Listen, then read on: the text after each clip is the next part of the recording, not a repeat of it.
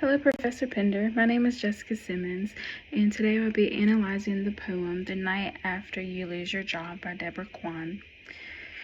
So the overall summary of this poem is about a person who's lost their job and the complicated emotions that the narrator feels with trying to find a new sense of purpose. So the first part of the poem, the narrator is very worried. The overall tone is very pessimistic. The the author uses imagery in this part of the poem. More specifically, I believe the narrator is using tactile imagery, especially in this lines 2 through 4. The narrator describes herself as wandering the cold, peopled room of the internet, desperate for any fix. And I believe that does a good job of showing the emotional state of the narrator. So the second part of the poem, the tone shifts very abruptly. The narrator is now more reflective. She's talking about her life as a mom.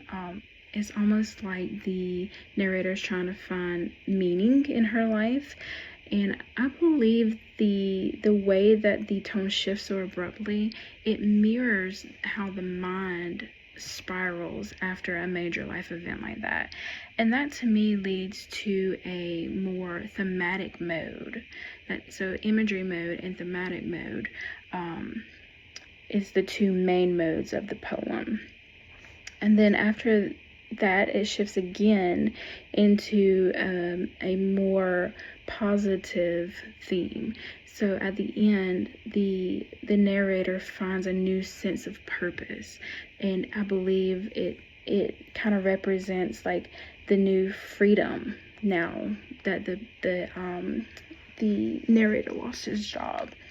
I believe that this poem is is worthy of being analyzed because it's universal. Everybody has gone through a major life event, and everybody has had their mind just flip through and trying to make sense of where to go from here. But that is my analysis of this poem. Thank you so much for this opportunity to analyze it.